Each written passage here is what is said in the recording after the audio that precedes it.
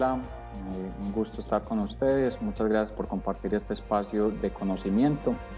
Y en este periodo pues vamos a hacer un análisis que busque responder esta pregunta: ¿cómo será la recuperación sectorial en Colombia y el mundo, teniendo en cuenta todos los elementos de impacto que se están teniendo a partir de la llegada de la enfermedad y su expansión en todo el globo? De ahí los efectos económicos que se han tenido, dónde se está empezando a ver recuperación, en qué hay limitantes para materializar una plena recuperación económica, y de ahí cuáles van a ser las tendencias que van a explicar ese futuro. Vamos a la siguiente, por favor. Básicamente, un punto clave para entender esa recuperación es situarnos en cuál está siendo el efecto del impacto de la enfermedad. Esta gráfica lo que nos muestra es en el globo cómo está el nivel de impacto ya en mortalidad medido en cada uno de los países, en ese impacto por millón de habitantes, cuál es el nivel de afectación en mortalidad. A medida que los colores se ponen más oscuros o más grises, quiere decir que son los países que están teniendo la mayor afectación en mortalidad. Frente, si los colores están más claros, pues el nivel de impacto en mortalidad está siendo menor.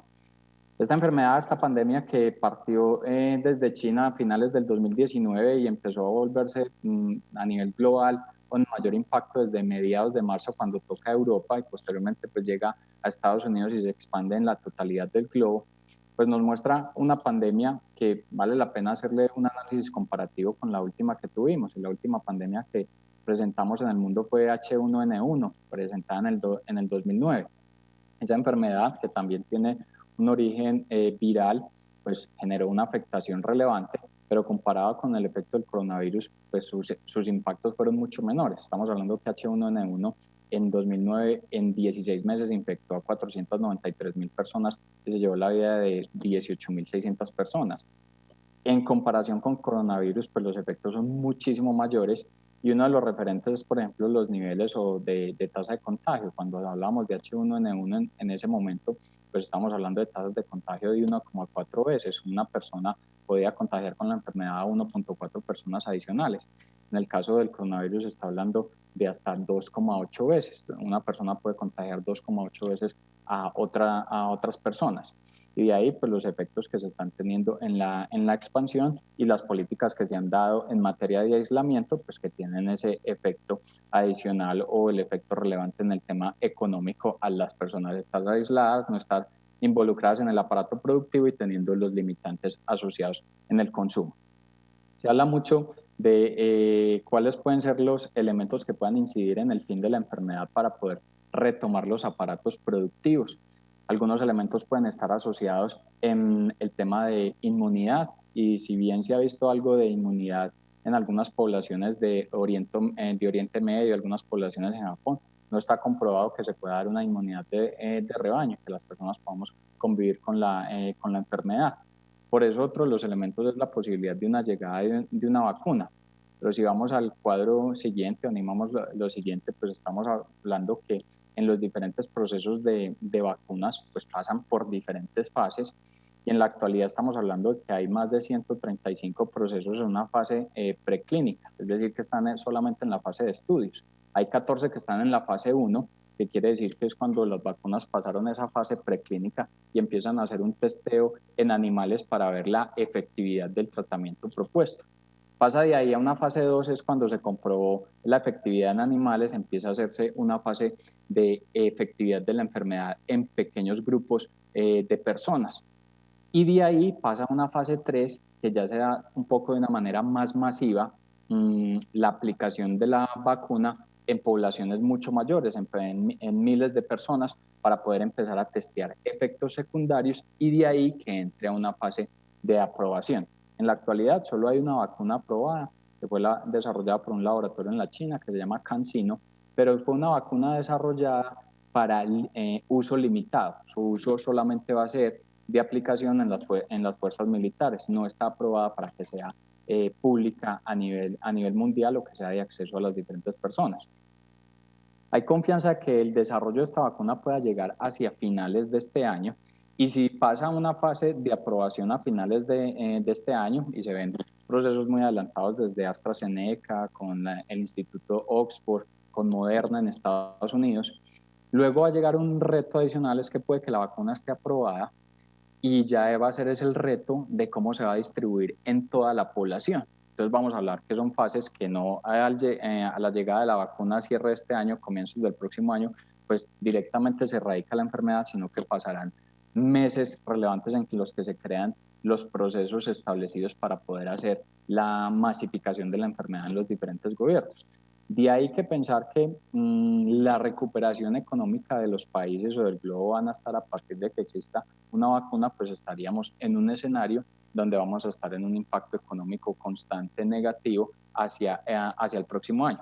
De ahí que han sido los retos de los diferentes gobiernos en cómo poder fortalecer sus sistemas de salud, buscar tratamientos alternativos de tratar a las personas en medio de la enfermedad y de ahí ir reaperturando sus economías, porque si se espera el tema de la vacuna, pues directamente las economías van a caer de una manera relevante. Esto entonces un poco la contextualización en lo que estamos frente a la enfermedad y esos avances en la vacuna y todo este efecto que ha sido la expansión de la pandemia en los diferentes países, pues lo que llevó fue a hacer lo que está denominando o lo que denominó el Fondo Monetario Internacional como un impacto denominado como el gran encierro, ¿sí? O la crisis del gran aislamiento. La crisis del gran aislamiento, pues lo que significa es que se está dando una caída económica relevante a medida que las personas pues están aisladas, no pueden integrarse en los aparatos de consumo, de comercio y tampoco están desarrollando actividad productiva. La última crisis económica que tuvimos fue la que presentamos en el 2009, a partir de lo que tiene que ver con la crisis o lo que fue la crisis hipotecaria. Y vale la pena pues también hacer algunos ejercicios comparativos para medir la dimensión de esta crisis originada por el coronavirus o la crisis del aislamiento. En 2009, el mundo presentó una dinámica de crecimiento económico del 0.1%, o sea, se expandió el 0.1%. Estamos hablando que por el efecto de COVID en el mundo, el globo va a presentar una disminución en su crecimiento del orden del 3 hasta el 5%. Entonces los impactos empiezan a ser demasiado altos frente a lo que vimos incluso en la última crisis.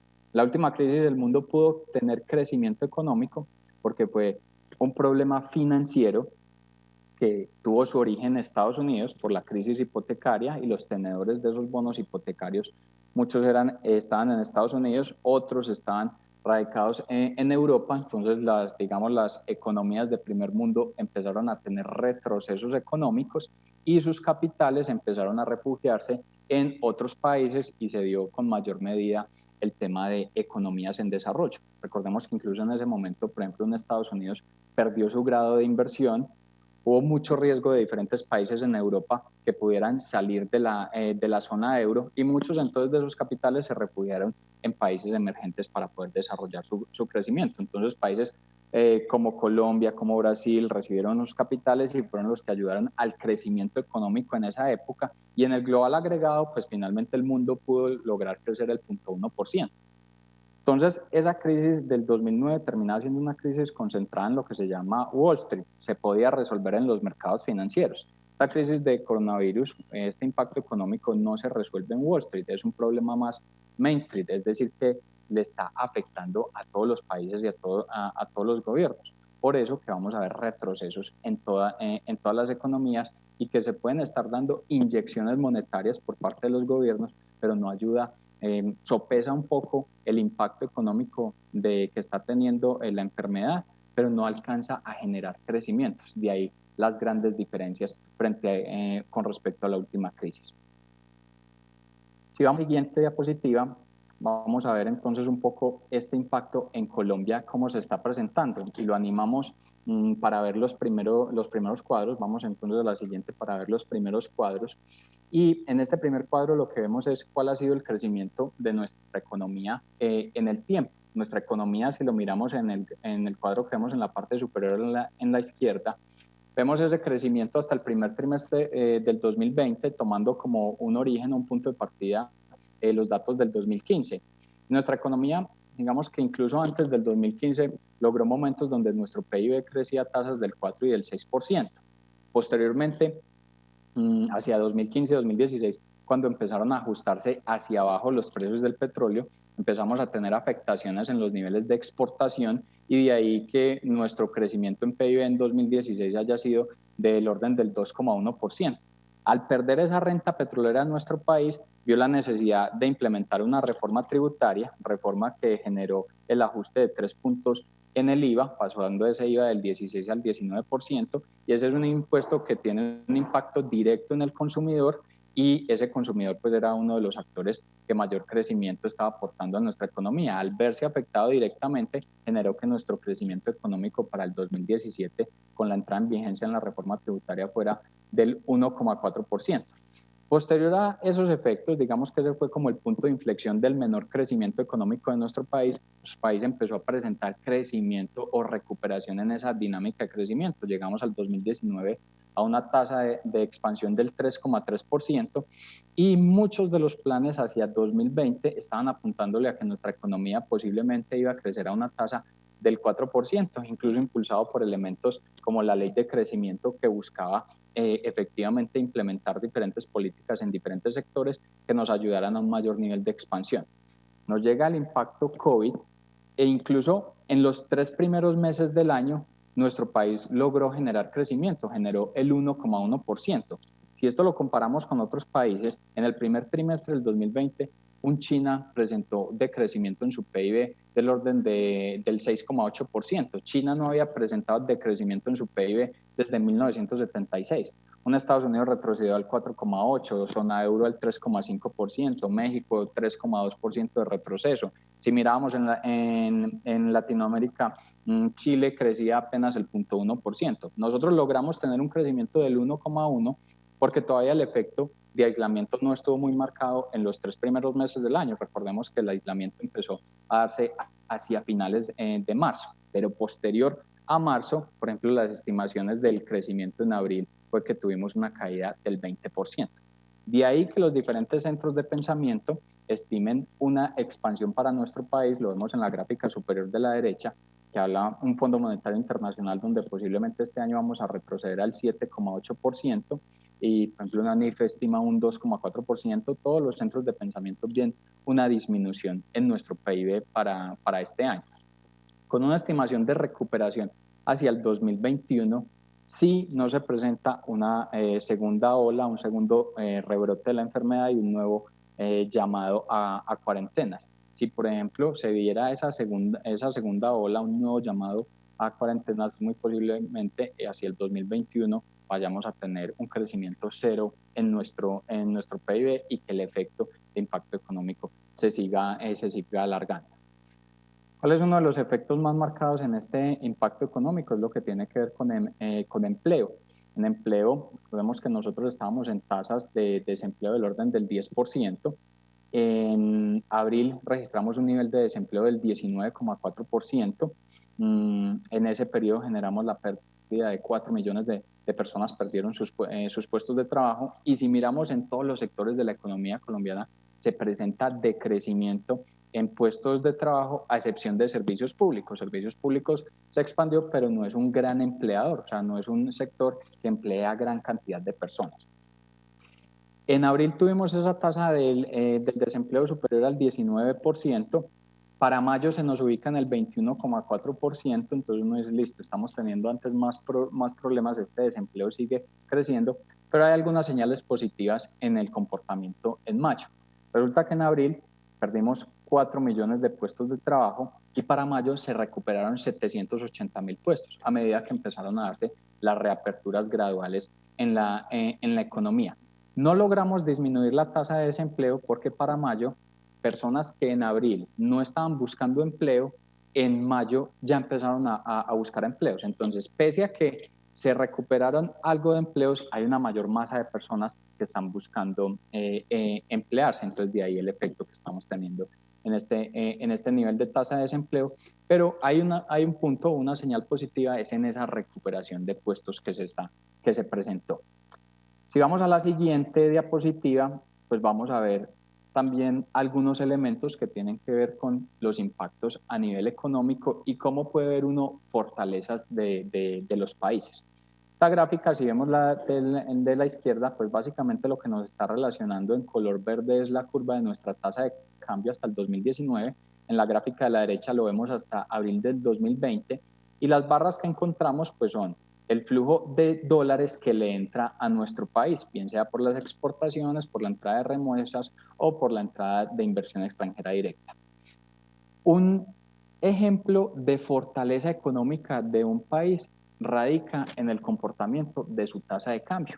Si su tasa de cambio disminuye, quiere decir que a su economía le están entrando dólares y están haciendo un efecto de fortalecimiento de su moneda. Por el contrario, si esa tasa de cambio sube, quiere decir que de su economía están saliendo dólares y se está perdiendo valor en la moneda.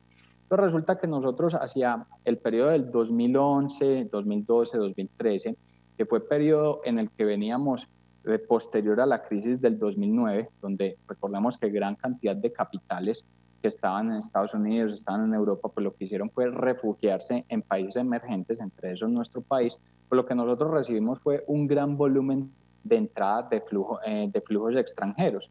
Eso acompañado de que en ese momento estábamos teniendo precios del barril de petróleo del orden de los 80, incluso en algún momento de $100, pues nuestros niveles de exportación crecían de una manera importante y le permitía a nuestra economía capturar un mayor volumen de dólares. ¿Qué ocurrió posteriormente? Los precios del petróleo disminuyen desde el 2014, mayor impacto 2015-2016, entonces vemos en esa barra azul cómo se da la disminución en nuestro nivel de exportaciones y a medida que cae en nuestro nivel de exportaciones, pues nuestra tasa de cambio se incrementa y empieza a presentarse debilidades en nuestra economía. ¿Qué señales positivas teníamos? Es que teníamos un volumen importante de remesas. Las personas, los colombianos que están radicados en otras partes del mundo, pues generaban un volumen importante de recursos para las personas en nuestro país, es esa barra que ustedes encuentran en el color gris, y adicionalmente había una mayor confianza por parte de inversionistas extranjeros en la estabilidad política y macroeconómica de nuestro país, entonces los niveles de inversión extranjera se sostenían. Este año vemos, por un lado, que siguen las afectaciones en el frente exportador y adicionalmente empezamos a ver un riesgo en el flujo de remesas, no tanto en la parte de inversión extranjera, sigue existiendo flujos con confianza en nuestro país, a excepción de algunos elementos o de planes de proyectos de inversión por parte de extranjeros que han aplazado en el tiempo debido al impacto del coronavirus. Pero en la parte de remesas, las personas, los colombianos radicados en otros países, algunos han perdido sus empleos, otros les han reducido sus salarios. Muchos de los empleos que hacen nuestros colombianos en otras partes del mundo no se pueden hacer de forma diferente a la presencial, no se puede hacer de manera de teletrabajo y esos flujos han disminuido. Y esa mezcla con la caída en exportaciones, pues ha hecho que esa tasa de cambio se nos incremente y esté generando los efectos negativos en nuestra economía. Porque otro elemento que se dice es, hombre, si tenemos una tasa de cambio superior, pues podemos aprovechar en el frente de exportaciones. Pero si resulta que afuera los países están teniendo esta coyuntura económica, pues están restringiendo incluso sus niveles de importación, entonces puede estar la tasa de cambio muy elevada, pero si no logramos aumentar en volúmenes producto de que los países no están comprando, pues tenemos ese efecto adicional y es lo que nos está impactando en nuestra tasa de cambio. ¿Dónde hay unas señales positivas para los exportadores? Es que este efecto de COVID está acrecentando en mayor medida lo que habíamos visto en años anteriores de la guerra comercial Estados Unidos y China. Esa guerra comercial que el año pasado había llegado a algunos entendimientos de primeros acuerdos por el efecto de COVID y que la enfermedad pues haya tenido su origen en China y todos los efectos que está generando en la economía de Estados Unidos, pues se ha hablado de que cada vez se va a intensificar en mayor medida una guerra comercial, Estados Unidos limitando sus importaciones con origen o desde China. Eso se transforma en una oportunidad para los exportadores de nuestro país que puedan atacar en mayor medida el mercado estadounidense porque ese mercado va a tener que abastecerse de otras fuentes de ingreso de producto diferente a China. Ahí es donde se empiezan a ver oportunidades, pero estamos viendo este efecto que nos genera negativo en la tasa de cambio en lo que veíamos en el frente de exportación. Si vamos a la siguiente diapositiva, pues vamos a ver entonces estos efectos económicos que hemos visto en el global cómo empiezan a irrigarse o impactar en los diferentes sectores de la economía colombiana. Básicamente esta diapositiva lo que nos muestra es lo que se denomina una matriz de impacto sectorial. Esta matriz básicamente lo que nos muestra es que en el eje Y se ubican los sectores, entre más a la derecha estén, es que participan más dentro de la economía. Entonces, un sector lo vemos allá superior en la derecha de actividades inmobiliarias. La industria, si lo unimos todos los sectores de la industria, pues terminan pesando más del 10% en nuestra economía. Y en el eje, eso en el eje X. En el eje Y lo que vemos es el impacto que va a tener cada uno de estos sectores en crecimiento económico para este 2020.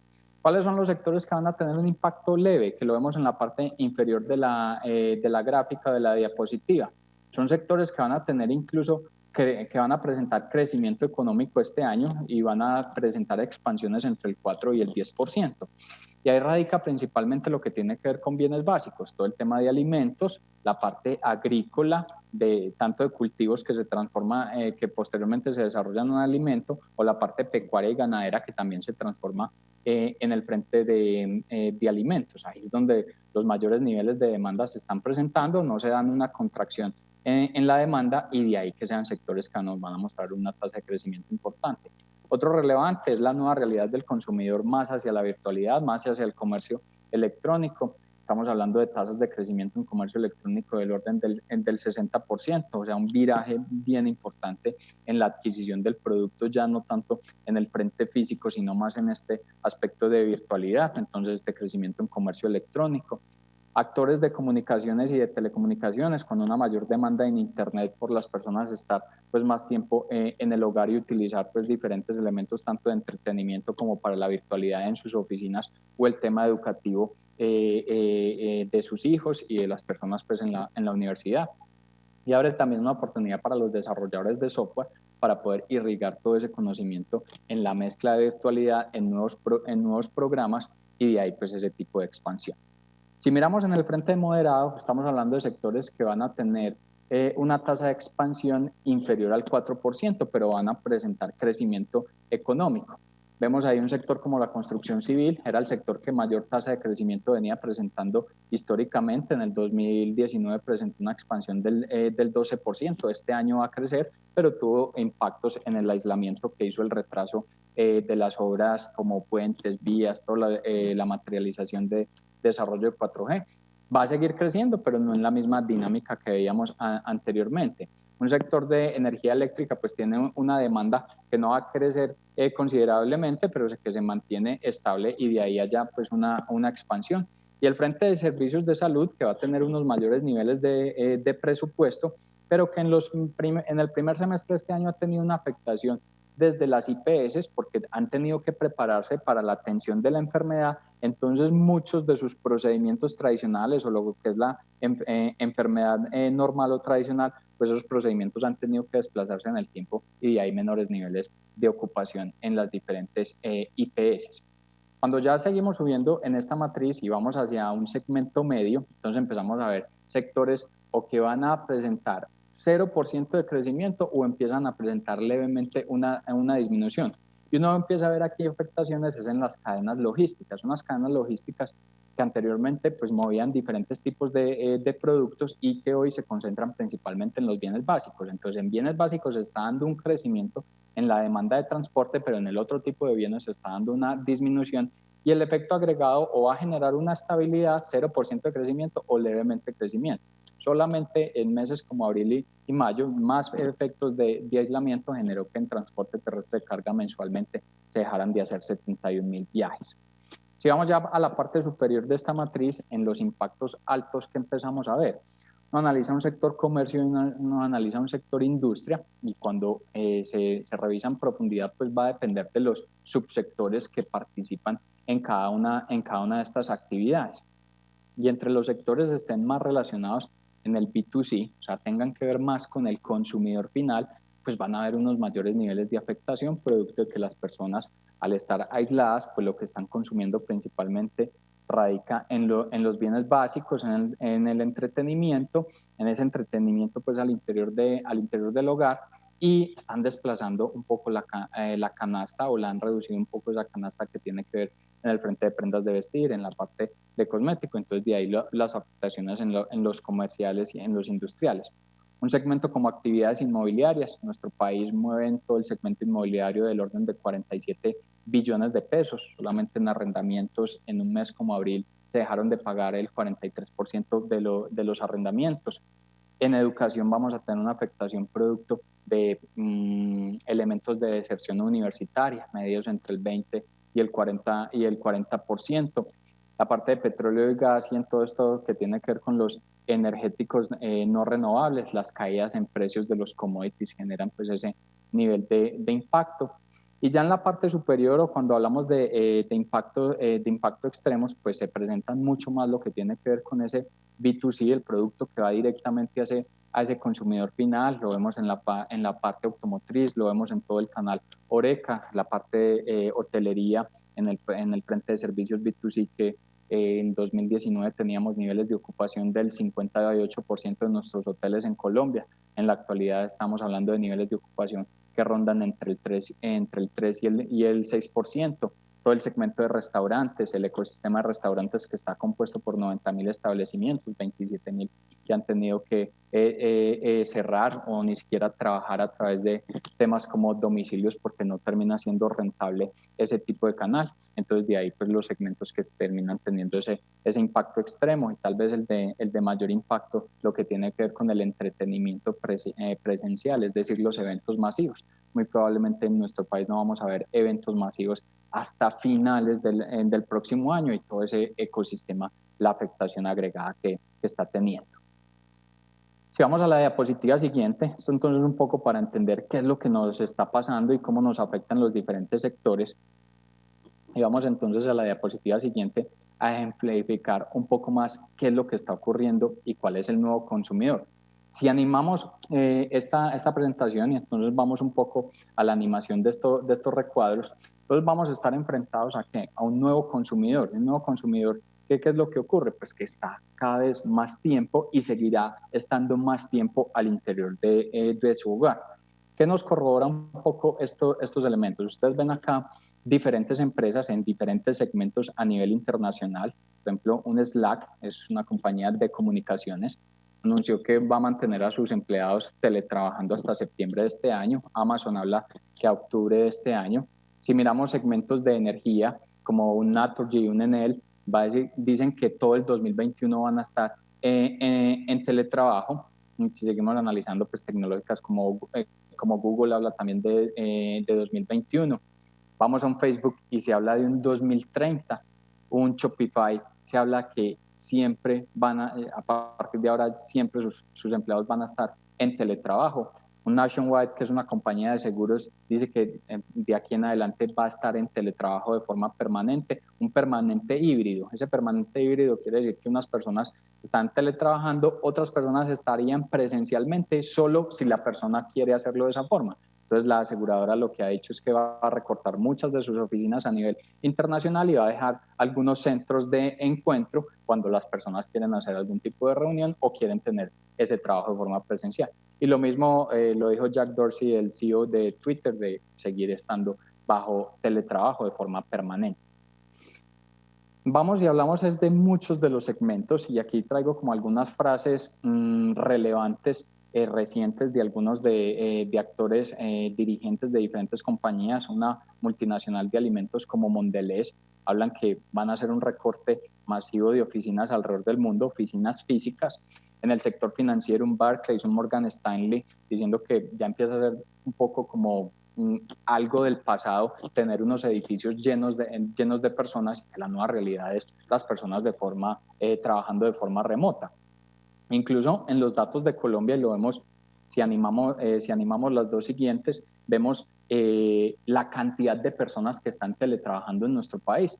El teletrabajo en nuestro país venía creciendo a una tasa relevante. Anualmente el promedio era un crecimiento del 50%, es decir, en 2016 eran 95.000 personas teletrabajando, llegamos a un 2019 a 300.000 personas teletrabajando, pero solamente en los 4 primeros meses del año ya estamos hablando de 3 millones de personas teletrabajando, es un crecimiento del 900%.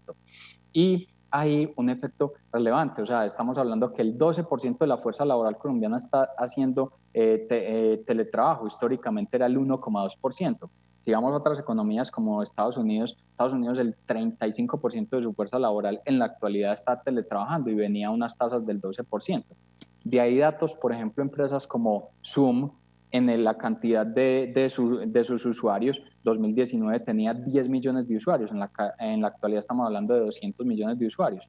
Los minutos de personas que permanecen en reuniones en otro aplicativo como Teams de Microsoft se han incrementado del orden del 200%. Entonces, la nueva realidad es que las personas, pues, están teletrabajando por el aislamiento y van a seguir teletrabajando. Gran cantidad de estas personas, producto de que las empresas están viendo que tener ese real estate o esas oficinas físicas no va a ser del todo necesario y van a seguir procurando que las personas puedan estar seguras al interior de su hogar. Entonces esto nos cambia de manera relevante el tipo del nuevo consumidor que existe, que es un consumidor más aislado, más tiempo en su hogar, y de ahí cuáles son los cambios o virajes en el frente de los productos. Si vamos, si vamos a la diapositiva siguiente, pues vemos un poco más en evidencia esto que hablamos del consumidor en el B2C. Esto tiene que ver más en un tema como servicios, que es el cine. El cine pues nos va a mostrar una disminución para este año del orden del 52%. Nuestro país venía creciendo a tasas del 14%, era superior a lo que nos mostraba la región con crecimientos del 5%. Ese es uno de los segmentos mayor afectados en el frente de servicios. Si vamos a la diapositiva siguiente, en el B2C ya de cara al consumidor, pues entonces estamos hablando de, aquí es directamente los bienes, y entonces en bienes B2C uno ve las prendas de vestir, las prendas de lujo, la ropa deportiva, el cosmético, de alimentos y bebidas. Alimentos y bebidas tal vez es el único segmento que está mostrando crecimiento, y estos son datos tal vez de las principales empresas en estos segmentos, datos de sus ventas en el primer trimestre. Alimentos crece, producto que la canasta de las personas en el hogar se ha incrementado en el frente de alimentos y en un frente de indulgentes como los chocolates. En los demás segmentos nos está mostrando una disminución producto también de ese comportamiento en el consumidor. Pero bueno, digamos que estos han sido estos efectos históricos o estos efectos recientes que nos está trayendo el impacto de la pandemia. Pero entonces, ¿dónde vamos a empezar a hablar de una recuperación?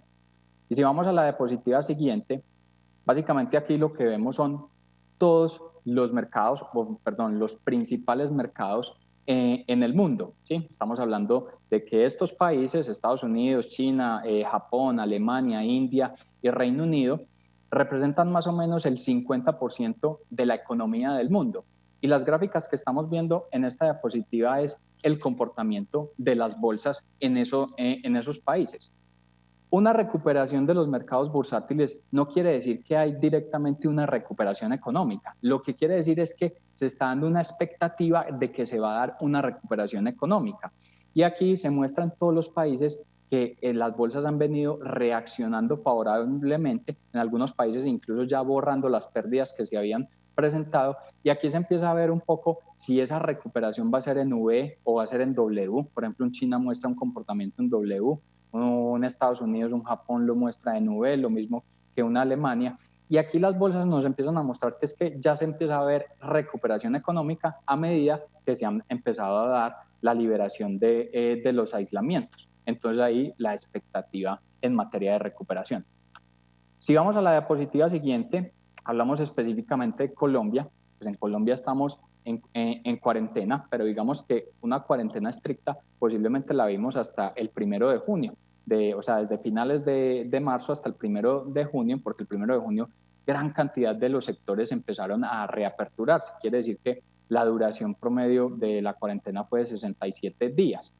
A medida que se dan las reaperturas, pues empezamos a ver cambios importantes en los indicadores. Un indicador como la inflación nos sigue mostrando que el consumidor está muy tímido, está temeroso de lo que está ocurriendo, y por eso el efecto de inflación se está presentando a la baja. De ahí que un Banco de la República siga disminuyendo sus tasas de interés, lo vemos en esa gráfica de color verde en la parte central, ajustar sus tasas de interés para ayudarle tanto a las empresas como a los consumidores en el acceso a los recursos. Pero miren que el mercado bursátil nuestro que es muy pequeño, que es incipiente, nos empieza a mostrar recuperación. Entonces ahí hay expectativas y lo vemos con el Colcap. Y si vemos la demanda de energía eléctrica, todavía estamos alejados a los niveles del 2019, pero en el intramensual ya hay un crecimiento en la demanda de energía del orden del 12%. Quiere decir que las industrias se están reactivando y de ahí el consumo de este energético. Aún nos falta mucho camino para ver una plena recuperación económica, pero ya son las señales positivas en este entorno de recuperación. Finalmente, y vamos a la próxima diapositiva, es cuando poder empezar a pensar en una plena recuperación. Si vemos la gráfica superior, nos muestra el comportamiento de la relación de precio del petróleo y tasa de cambio. Si vemos en los últimos meses de esta gráfica, que es más después de mayo, ese precio del petróleo que llegó incluso a $10 por barril, ahora se ubica, es levemente superior a los $40 por barril, quiere decir que en el mundo se está dando otra vez un consumo de bienes energéticos y de ahí recuperación económica.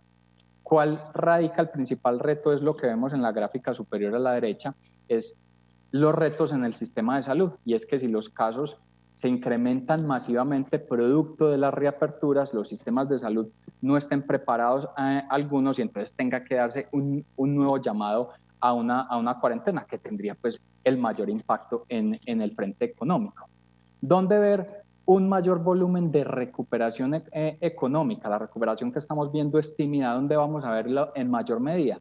A medida que esas curvas de contagio se normalicen. Y esta gráfica que ustedes ven en la parte inferior es las estimaciones de cuándo se da esa normalización en los contagios en el mundo. Esto fue estimado por la Universidad de Singapur, que es referente en la actualidad porque fue quien estimó la estabilidad, por ejemplo, de la curva de Nueva Zelanda. Entonces, se estima que en el mundo la enfermedad va a estar normalizada hacia diciembre de este año. En Estados Unidos va a estar en septiembre, en Alemania en agosto, en Chile en octubre. Y la universidad habla que en Colombia va a estar en finales de septiembre. En ese momento es donde las actividades económicas pueden restablecerse a mayor nivel de plenitud. Quiere decir que vamos a ver los impactos económicos más hacia el 2021 y en una mayor plenitud hacia el 2022. Estamos empezando en la fase de recuperación. El 2020 vamos a tener este alto impacto económico que veíamos anteriormente, pero en esta fase inicial de recuperación vamos a ver mayores efectos agregados en el 2021 y en el 2022. Muchísimas gracias.